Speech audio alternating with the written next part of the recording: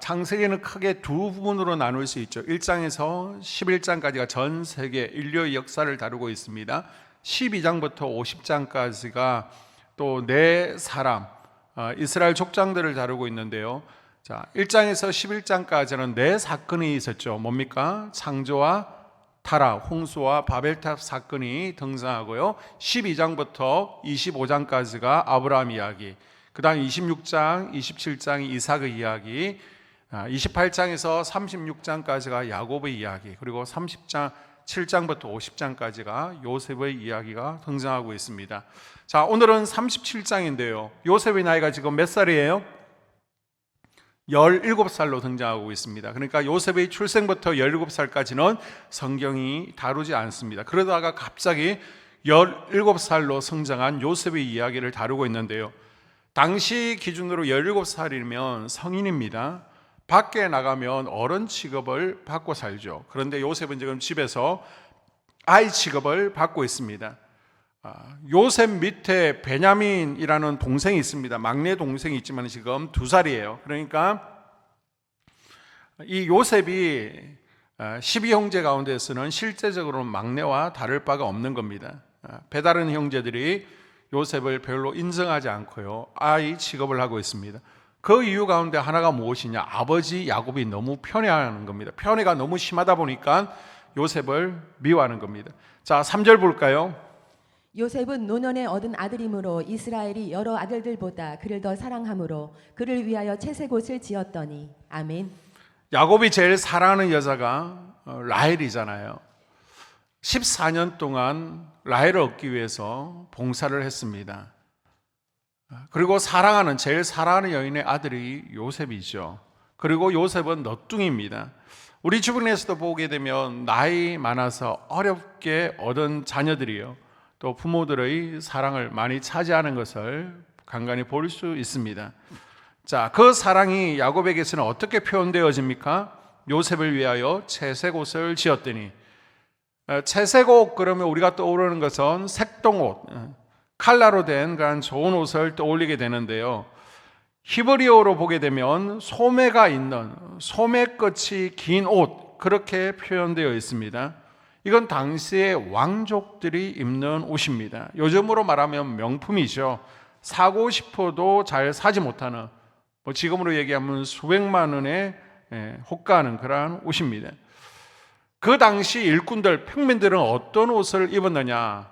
그냥 네모난 천이 있습니다. 구멍 하나만 뚫으면 돼. 그리고 폭 집어넣으면 그것이 옷이 되어지는 거죠. 일을 해야 되기 때문에 거추장스럽게 소매가 없습니다.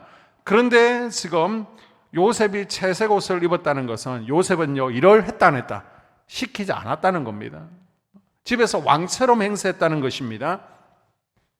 그러면서 아버지 옆에 탁 달라붙어 가지고요, 하루 동안 있었던 일들을 아버지에게 다 미주알 고주알 얘기를 하는 겁니다. 아버지, 오늘은요, 형들이요, 가나안 여자들하고 같이 술도 마셨어요, 담배도 피웠어요, 그리고 어떤 일을 했어요, 뭐도 했어요. 그럼 아버지가 펄펄 뛰면서 형들을 나무라고 혼내는 것입니다.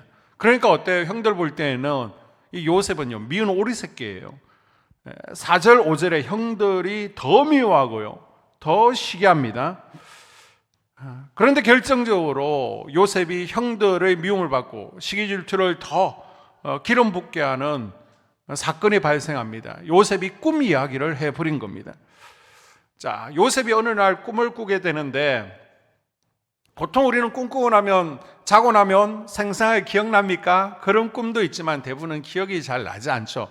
그런데 요셉이 꾼 꿈은요, 이거는 개꿈이 아니에요. 하나님께서 주신 계시였습니다. 그래서 너무너무 생생한 겁니다.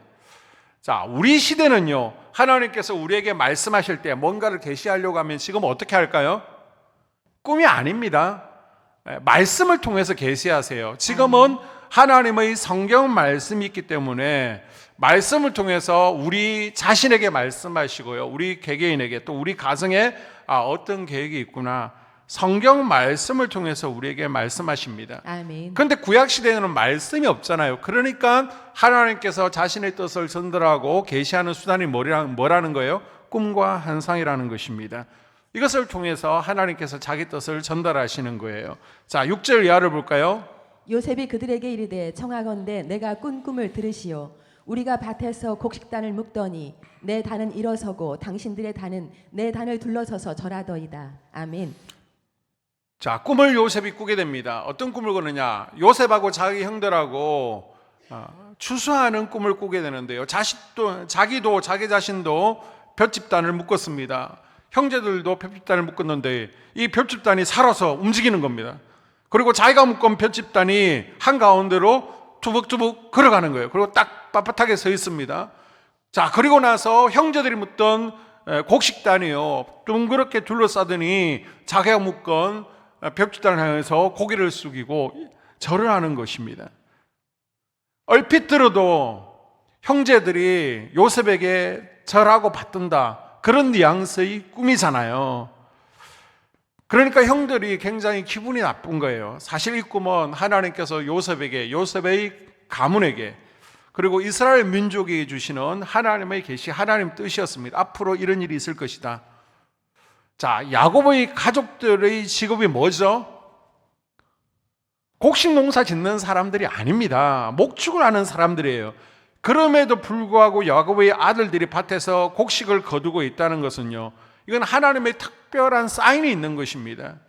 전혀 우리의 직업과 상관없는 어떤 메시지가 주어졌을 때 그 당시에는 보편적으로 꿈을 통해서 하나님께서 말씀하시니까 이게 하나님께서 우리 가정에 어떤 메시지를 주시는 거지, 어떤 뜻이 있는 거지, 그렇게 관심을 가지고 받아들여야 되는데 형들은 지금요, 하나님의 뜻, 하나님의 말씀에는 전혀 관심이 없는 것입니다. 왜요?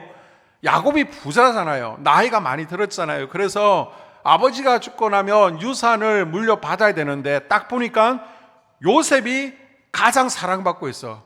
노골적으로 야곱이 요셉을 편애하고 있습니다. 채색 옷을 입히고 있습니다. 그러니까 혹시 아버지가 죽으면서 그 재산을 다 요셉에게 물려주는 것은 아닐까? 형들의 관심은요, 온통 이것에, 유산에 쏠려 있는 겁니다. 그래서 하나님께서 지금 자기 가문에게 어떤 말씀을 주시는지, 하나님께서 어떻게 들어서 사용하려고 하시는지에는 관심이 없는 겁니다. 그냥 우습게 생각하는 겁니다. 자, 그리고 또 며칠 지나고 나서 요셉이 또 생생한 꿈을 꾸게 됩니다. 형들에게 미움을 샀잖아요. 꿈 얘기를 하고 나서 괄시를 받았잖아요. 그러면 얘기를 하지 않을 것인데 또 너무 생생한 꿈을 꾸었으니까 하나님께서 내게 주시는 계시 같으니까 또 얘기를 하는 겁니다. 자, 9절. 요셉이 다시 꿈을 꾸고 그의 형들에게 말하여 이르되 내가 또 꿈을 꾼즉 해와 달과 11별이 내게 절하더이다 하니라. 아멘. 가족들을 모아놓고 제가 꿈을 꿨어요. 꿈을 꿨더니 이번에는 별들이 내게 절을 합니다. 해와 달도 제게 절을 합니다. 이 얘기는 뭐예요? 야곱의 해석을 빌리자면 해와 별은 부모님을 얘기하잖아요. 심지어 자식들뿐만 아니라 자기 형제들뿐만 아니라 부모님까지도 절을 하는 꿈을 꾸게 되었습니다. 자, 이 꿈에 대한 반응이 어때요? 형들은 두 번의 꿈 얘기를 듣고 어땠다고요? 진짜 요셉이 눈치가 없구나, 교만하구나, 버릇이 없구나, 아주 기분 나쁘게 꿈을 받아들이게 됩니다. 그래서 8절에 보게 되면 그의 꿈과 그의 말로 말미암아 요셉을 더욱 미워하더니, 이 두 번의 이야기를 듣고서요, 요셉을 더 미워하게 됩니다. 시기질투에 확 사로잡혀 버립니다. 반면 아버지 야곱은 어떠합니까? 자, 11절 볼까요? 그의 형들은 시기하되 그의 아버지는 그 말을 간직해 두었더라. 아멘. 밖으로는 아들들이 웅성웅성하니까 돼, 그렇게 하면 안 돼, 네가 지금 그렇게 얘기하는 것은 나도 너에게 잘한다는 얘기잖아, 그런 얘기 하지 마, 건방져라고 얘기해놓고 뒤로는요, 아들이 꾼 꿈 얘기를 마음속 깊이 간직하고 있습니다. 하나님의 특별한 메시지가 있을 거야. 아멘. 자, 야곱이란 인물 우리가 살펴보았는데 우리가 그렇게 존경하고 본받을 만한 그런 좋은 성품의 인물이 아니죠. 도덕적이구나, 또 훌륭하지 않은데 왜 하나님께서 야곱을 그렇게 축복하셨을까?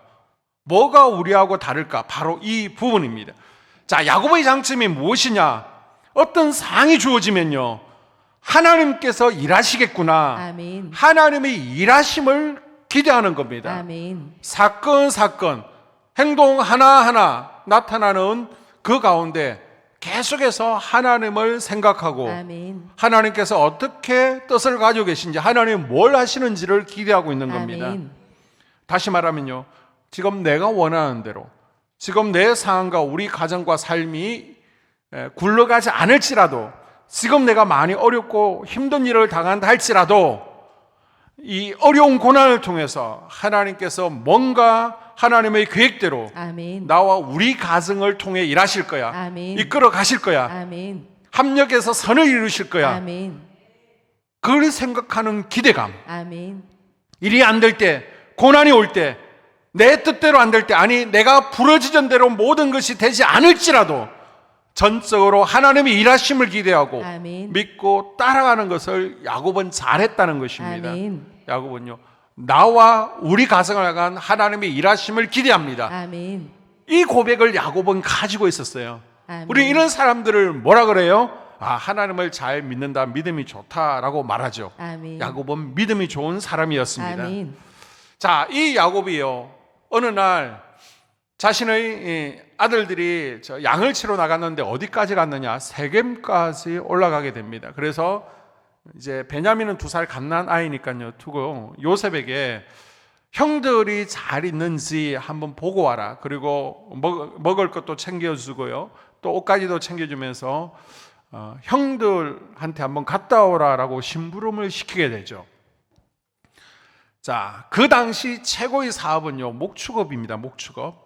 양들을 키우고 돌보는 거예요. 그런데 이 이스라엘 땅에는 풀이 많지 않고 물이 많지 않습니다. 그래서 가까운데 목장을 만들어 놓고 양떼를 키우는 것이 아니라 저 멀리 100km, 150km까지 양떼를 끌고 나가는 겁니다. 풀을 찾아서, 물을 찾아서. 그러니까 최소한 한 5일 정도 거리까지는 멀리 떨어져 있는 거예요. 라반의 목장도 3일 길에 떨어져 있었다라고 그랬잖아요. 그래서 지금은 세겜 부근으로 가서 양을 먹이고 있는데요, 요셉이 이곳을 찾아가는 겁니다. 80km 되어집니다. 한 3일 정도 열심히 걸었을 겁니다. 가봤더니 없는 겁니다. 그래서 이 세겜 사람들에게 혹시 우리 형들 못 봤느냐고 물어보니까 또 저 위에 있는 도단까지 양떼를 먹기 위해서 갔다는 겁니다. 그래서 또 하루길을 걸어서 30km를 가게 됩니다. 5일 동안 걸어서 형들을 찾아갔습니다. 자, 그리고 드디어 형들이 있는 곳이 저 멀리 양떼도 보이고 형들도 보이고 있습니다. 그런데 형들이 딱 볼 때에는 별로 반갑지가 않은 겁니다. 사람이 믿고 싫으면요, 막 그림자만 봐도, 머리카락만 봐도 막 싫다라고 그러잖아요. 원수는 외나무 다리에서 만난다고 했는데 저 멀리 동생 요셉이 형 그러면서 반갑게 오는데요, 원수처럼 보이는 겁니다. 그래서 원수를 드디어 도단에서 만나는구나, 아버지가 없는 이곳에서 죽여버려야 되겠다, 그렇게 마음을 먹는 겁니다. 형들은요, 요셉이 너무 미우니까 저쪽에서 환하게 형 그러면서 반갑게 손을 들고 오는데요, 손은 들고 웃는 모습도 짜증나고요, 특별히 그 채색 옷을 입고 오는 모습, 아버지의 편애잖아요. 그게 더 짜증나는 겁니다. 그래서 요셉을 죽일 계획을 세우는 것이죠. 자, 예전에 이 요셉의 형들 시몬과 레위를 중심으로요, 세겜의 남자들을 다 학살한 사건이 있었습니다. 그런데 이번에는요, 그때는 혈기 분노를 다스리지 못했는데 이번에는 시기 질투를 다스리지 못하고요, 감성의 노예가 되어가지고 동생을 죽이겠다고 살인 모의를 하고 있는 것입니다. 오늘 본문은요, 우리가 감정의 노예가 되어지고 감정에 사로잡히게 되면 어떻게 되는지를 우리에게 잘 보여주고 있습니다.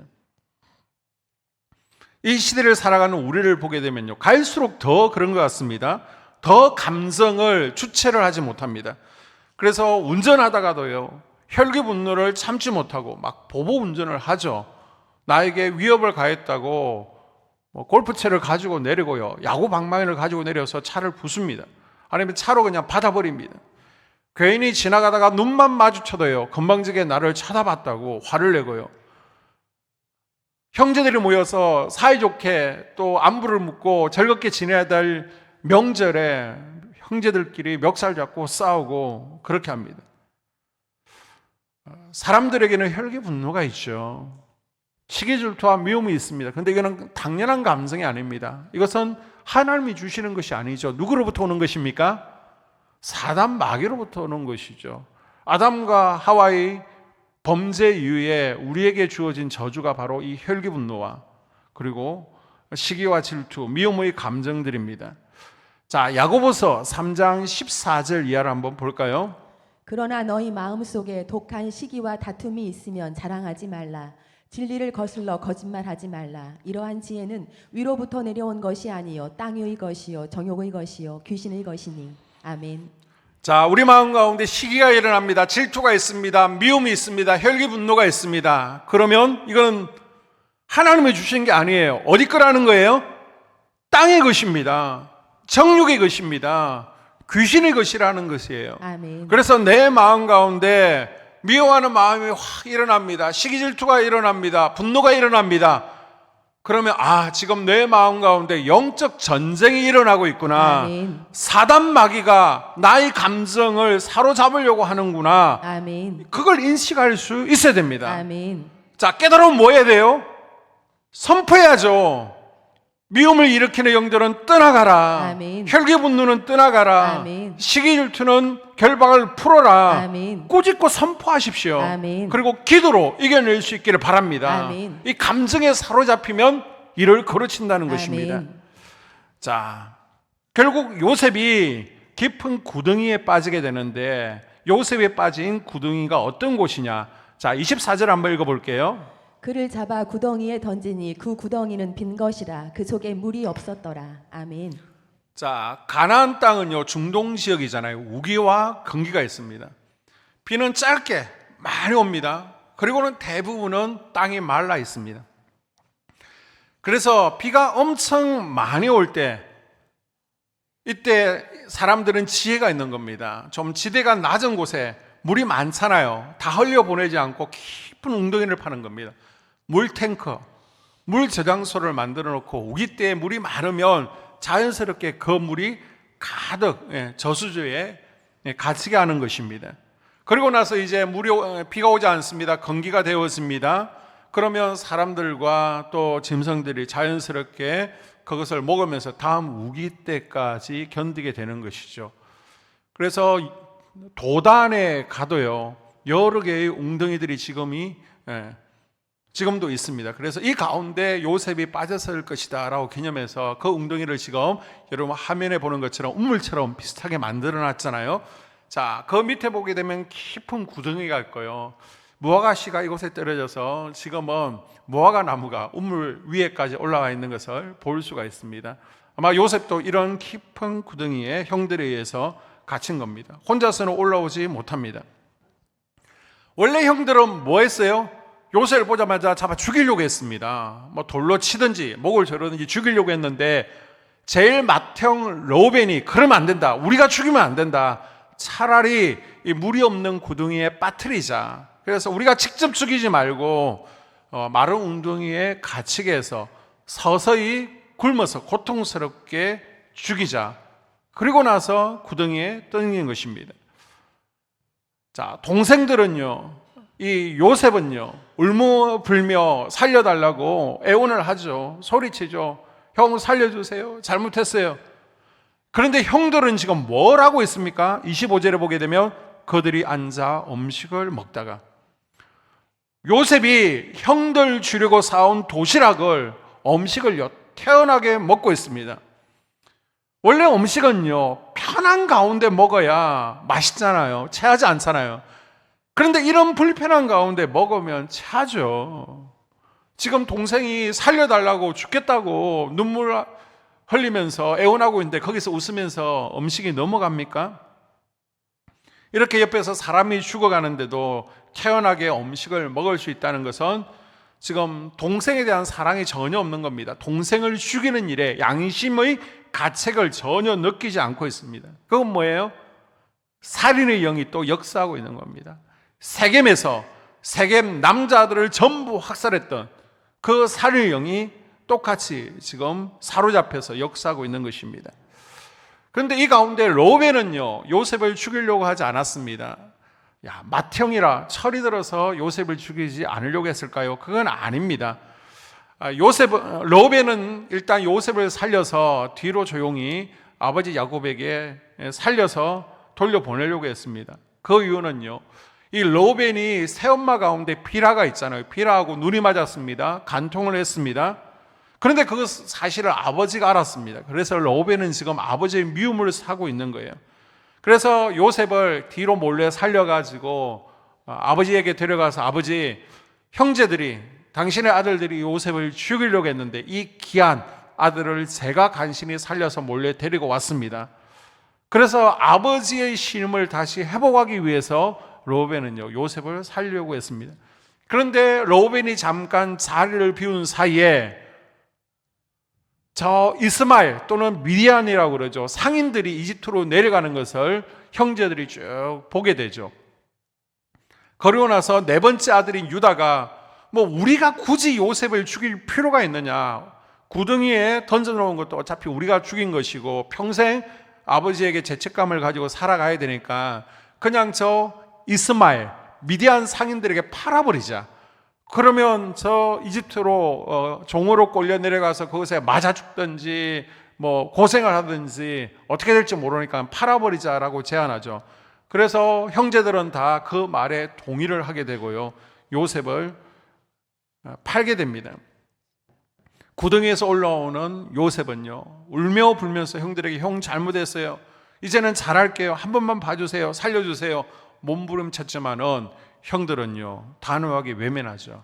결국 요셉은요 종으로 이집트로 팔려가게 됩니다. 자, 그리고 나서 형들은 채색 옷을 먼저 벗겼잖아요. 정말 꼴보기 싫어 채색 옷을 벗겨놨다가 여기에다가 염소 피를 묻히게 됩니다. 그리고 나서 집에 가져가서 아버지 앞에서 슬픈 연기를 하게 되죠. 자, 31절 이하를 볼까요? 그들이 요셉의 옷을 가져다가 순념소를 죽여 그 옷을 피해 적시고 그의 채색 옷을 보내어 그의 아버지에게로 가지고 가서 이르기를 우리가 이것을 발견하였으니 아버지 아들의 옷인가 보소서. 아멘. 야, 가족끼리 어떻게 이런 연기를 할 수 있는지, 이거는 연기 대상감이다 라고 할 수 있는데요, 야곱의 아들들이 울면서 야곱 앞에 나아가는 겁니다. 그리고 나서 아버지 보세요, 아버지 요셉을 보냈다고 하는데 요셉이 우리에게 오지 않았습니다. 그리고 찾아보니까요 요셉의 이 옷이 있는데 이게 혹시 요셉의 옷이 맞는지 한번 봐주세요. 자기네들이 벗겼잖아요. 뻔히 알고 있잖아요. 그런데도 아무것도 모르는 것처럼 거짓말하면서 슬픈 연기를 하고 있습니다. 이때 야곱의 나이가요 107세입니다. 107세. 이미 기력이 쇠하고 총명을 잃은 야곱은요 아들의 연기에 홀딱 넘어가게 버리죠. 그래서 요셉이 정말 죽었구나라고 생각을 하고 있습니다. 보십시오. 야곱은요 평생 자기가 원하는 것을 움켜쥐기 위해서, 빼앗기 위해서 속이는 삶을 살았습니다. 심지어 장자권을 빼앗기 위해서 형을 속였습니다. 아버지를 속였습니다. 그런데 이제는 심은 대로 거둔다고 자기 자식들에게 속는 아버지가 되어버렸습니다. 자식들이요 아버지보다 더한 거짓말장이들이 되었습니다. 이 연기 대상감입니다. 그래서 요셉이 죽었다라고 거짓말하고요 아버지를 속여 넘기게 된 것이죠. 여러분, 영은요 끊어내지 않으면 흘러가는 것을 기억하십시오. 아멘. 자녀들에게 좋은 것을 물려줘야지. 아멘. 자녀들에게 속이는 거, 욕심 부리는 거, 원망 불평하는 거, 아픈 거, 이런 거 물려줘야 되겠습니까? 중독 같은 거, 거짓말하는 거, 욕심 부리는 거, 이런 거 물려주지 마십시오. 야곱은요 아들들에게 깜짝같이 속아서 이제 요셉이 죽은 줄 알고요 대성통곡하면서 인생의 의미를 잃어버리고 그렇게 쓸쓸하게 노년을 보내게 됩니다. 이제 오늘 설교를 마무리하면서 여러분에게요 한번 질문해 볼게요. 하나님께서 요셉에게 두 번이나 꿈으로 보여주신 계시가 있습니다. 이 꿈은요 그냥 개꿈이 아닙니다. 하나님께서 요셉에게 주신 약속이었고 축복이었습니다. 아멘. 요셉아, 네 형제들보다 네가 더 높은 자리에서 세워질 것이다. 너의 가문을 일으킬 것이다. 내가 너를 통해서 구원의 역사를 이루어갈 것이다. 아멘. 요셉에게 두 번이나 이야기했잖아요. 아멘. 이건 약속의 말씀, 축복이었습니다. 아멘. 자, 그렇다면 여러분, 상식적으로 생각할 때에 하나님께서 요셉을 축복하겠다고 그렇게 계시를 하셨다면 요셉은 어떻게 살아야 될까요? 자, 요셉 앞에는 어떤 인생이 펼쳐져야 됩니까? 이제는 형통해야죠. 하는 것마다 잘 되어야죠. 승승장구해야죠. 그래야 되는 거 아닙니까? 당연히 요셉의 인생은요, 시온의 대로가 열려야 되고 주변의 모든 악한 것들이 요셉에게 무릎 꿇고 잘 나가야 되는 거 아닙니까? 우리 상식에는요. 그런데 현실, 삶은요, 거꾸로입니다. 요셉이 어떻게 됩니까? 우리 상식하고는요, 정반대로 삶이 끌려가는 겁니다. 승승장구는커녕 모든 것을 다 잃어버리죠. 자기가 아끼고 좋아하던 채색옷도 잃어버립니다. 자기가 살아가던 아버지와도 헤어집니다. 베냐민도 잃어버립니다. 이제 노예의 신분이 되었어요. 한 번도 꿈꿔보지 못한 이집트에서 종살이를 하고 있는 겁니다. 현실은요, 꿈과 정반대로 흘러가고 있습니다. 요셉이 얼마나 슬프고 얼마나 기가 막히고 얼마나 눈물이 나겠습니까?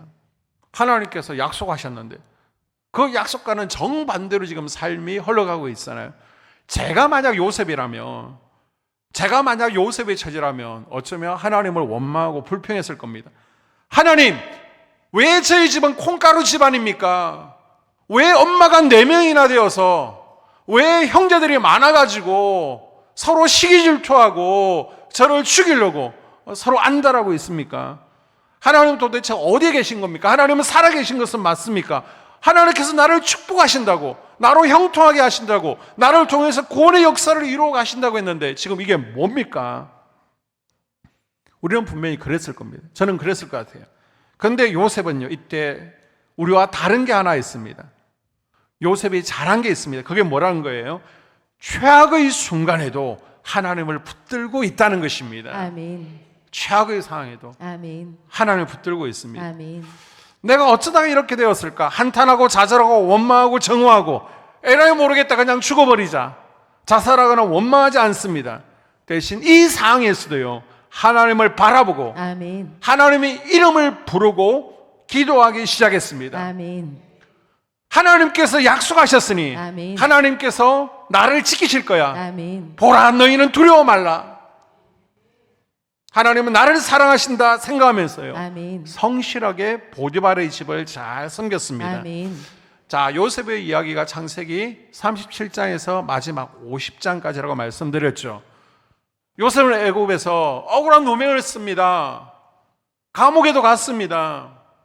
별의별 일을 다 겪었지만 요셉이 원망불평했다, 한탄했다, 절망했다는 이야기는 단 한 군데도 나오지 않습니다. 요셉은요, 기가 막힌 삶의 구덩이에 빠질 때마다 하나님을 바라보았고요, 아멘. 하나님 앞에 기도했습니다. 아멘. 하나님께서 내게 주신 비전은 반드시 이루어진다. 아멘. 하나님의 약속은 반드시 성취되어진다. 아멘. 지금 내 삶은 하나님의 비전과는 다르게 흘러가고 있지만은, 내 기도와는 다르게 흘러가고 있지만은 반드시 하나님을 합력하여 선을 이루신다. 아멘. 하나님을 신뢰했고요, 아멘. 하나님을 찬양하고 감사했고요, 아멘. 인내했더니 결국 하나님의 뜻이 이루어지더라는 것입니다. 아멘. 여러분, 예수 믿는다고 갑자기 현실이 좋아지지 않을 수 있습니다. 예수님을 믿어도요, 문제가 그대로고요.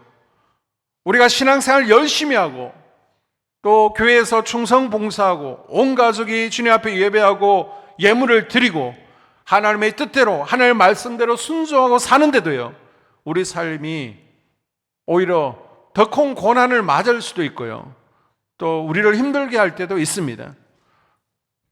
이때 우리 마음 가운데 한쪽에서는 아니, 하나님 잘 믿으면 복 받는다고 하지 않았습니까? 그런데 내가 예수 지금 잘 믿으려고 하고 있는데 이게 뭡니까? 아니면 지금 내가 예수를 잘 믿고 있고 신앙생활을 잘하고 있는데 왜 우리의 삶은 하나도 바뀌지 않습니까? 심지어 내 삶의 고난은 왜 되어가는 겁니까? 왜 더 깊은 수렁으로 빠지고 있는 겁니까? 이렇게 우리는 마음 가운데 막 질문들이 올라오고 하나님께 원망하고 불평합니다. 이게 요셉과 우리의 차이점이라는 겁니다. 일이 안 될 때, 기도대로 안 될 때에 원망하는 우리의 삶과 다른 요셉. 하나님은요, 내가 일이 안 될 때에도, 내가 삶의 고난길을 걸을 때에도 나와 함께하고 계십니다. 아멘. 그리고 하나님은 내가 바닥의 웅덩이에 빠질 때 더 좋은 것을 이미 계획하고 계십니다. 아멘. 믿으십시오. 아멘. 하나님의 영적 세계는요, 하나님께서 우리를 축복하시기 전에 우리로 하여금 이 바닥을 치게 하신다는 겁니다. 바닥까지 떨어져 본 사람이요, 바닥을 딛고 일어설 수 있는 겁니다. 그런데 바닥을 디뎌보지 않은 사람은요, 다시 일어서지는 못합니다. 아직도 바닥을 딛고 일어서는 하나님의 섭리를 모르는 사람은요, 여전히 세상 것에 대한 기대를 가지고 있는 것입니다. 이걸 우리가 이제 발부둥 친다라고 그러죠. 바닥에요, 닿지 않으려고 막 발부둥을 치는 겁니다. 이제 수영장에서 수영을 처음 배워보신 분들은, 우리 특히 이제 학생들 같은 경우, 아이들 같은 경우는 수영장 깊은 곳이 더 깊잖아요. 근데 아직 수영을 하지 못합니다. 그러면 강사가 뭘 가르치죠? 발이 바닥에 닿는 법을 가르칩니다. 그래서 수영을 하지 못할지라도 깊어요. 그러면 당하지 아니하고 그냥 푹 내려가는 겁니다. 물속으로 푹 들어가서, 그러면 발바닥이 수영장 바닥에 닿잖아요. 그럼 깡충 뛰어 올라오는 겁니다.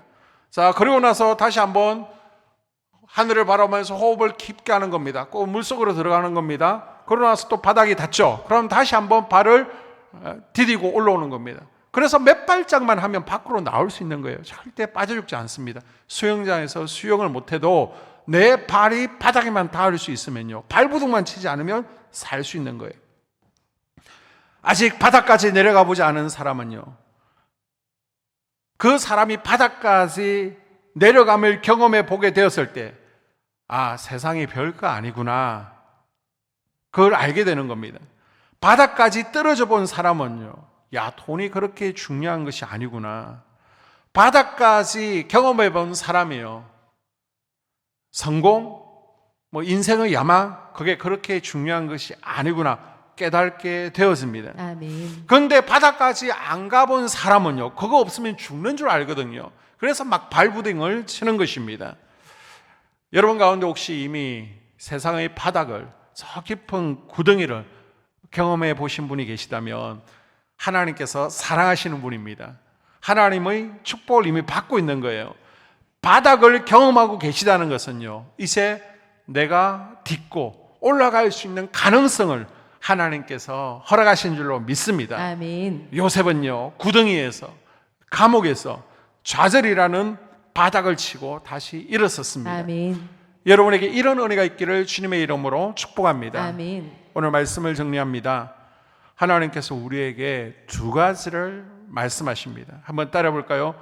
감정에 사로잡히지 말자. 감정에 사로잡히지 말자. 하나님의 일하심을 기대하자. 하나님의 일하심을 기대하자. 여러분, 원망과 불평하는 것, 혈기분노 쏟는 것, 시기질투하고 미워하는 것, 이거요, 하나님께서 주시는 게 아닙니다. 아멘. 자연스러운 인간의 감성이 아니에요. 사단으로부터 오고 마귀로부터 오는 겁니다. 아멘. 사로잡히지 마십시오. 아멘. 대신요, 하나님의 일하심을 기대하십시오. 아멘. 반드시 이 사건, 이 환경, 상황을 통해서 하나님께서 일하실 거야. 아멘. 믿고 기대하십시오. 아멘. 그리고 또 한번 따라합니다. 절망될 때 하나님을 부릅시다. 절망될 때 하나님을 부릅시다. 우리가 깊은 수렁 가운데 구덩이에 빠졌습니다. 절망되었을 때 두려워 떨지 마시고요, 아멘. 하나님을 바라보십시오. 아멘. 바닥은요, 나를 일으키시겠다는 하나님의 신호인 줄로 믿습니다. 아멘. 하나님은 내가 하나님을 못 보고 있다고 해서 하나님도 나를 안 보고 계신 것이 아닙니다. 외면하고 계신 게 아닌 것입니다. 나는 오늘 내 현실의 장벽 때문에 하나님을 못 보고 있을지라도 하나님은 여전히 나를 세심하게 지켜보고 계십니다. 아멘. 나와 함께 하십니다. 아멘. 그리고 하나님 때 손을 내미시고 깊은 웅덩이에서 수렁에서 우리를 건져내실 줄로 믿습니다. 아멘. 요셉처럼 그 자리를 딛고 일어서는, 아멘. 그래서 하나님의 구원 사역에 귀하게 쓰임받는 아멘. 성도님들 될 수 있기를 주의 이름으로 축복합니다. 아멘. 함께 이 시간 말씀을 생각하며 기도하기를 원합니다.